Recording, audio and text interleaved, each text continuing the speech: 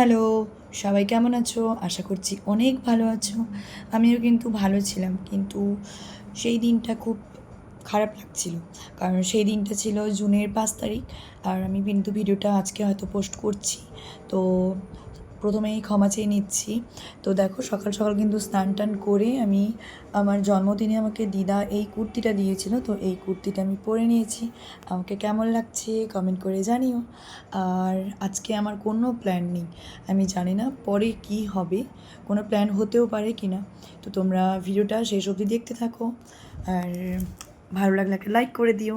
আর জানো, আজকে কিন্তু আমার ক্লাস ছিল, মানে আমি যে হেয়ারের ক্লাস করি ওটারই ক্লাস ছিল। আমি ওখানেও যাবো না বলে প্ল্যান করে নিয়েছি।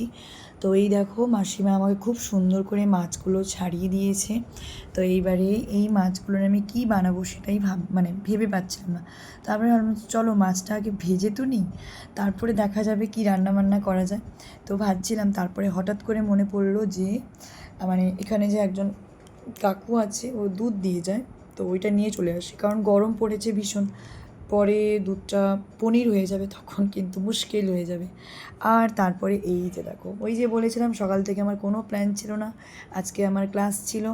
এই যে আমার বান্ধবী আমাকে খোঁচা লাগাতে এসেছিলো, বলছে চল একসঙ্গে বেরিয়ে ঘুরিয়ে আসি। তো বলে এই জন্য চলে গেছিলাম।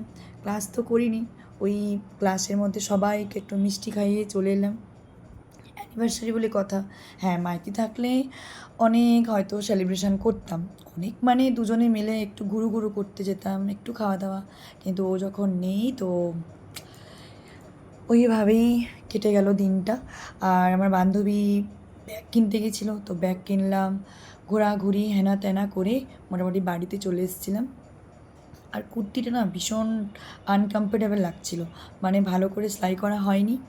আর এই যে দেখো, আমি তখন মাছগুলো ভেজে দিয়ে গেছিলাম, তো মাসিমাই আমাকে রান্না করে দিয়েছিল। যতই যা ড্রেস পরি না কেন, এই নাইটির নিচে সব সব ড্রেস। তো তারপরে এই যে আমার রুটিন, মানে আমাদের রুটিন, ওই যে পুচকিটাকে নিয়ে পড়াতে বসে গেছি। মাহির জন্য আমার এতটা চাপ লাগে না, ও নিজের থেকেই পড়াশোনাটা করে নেয়।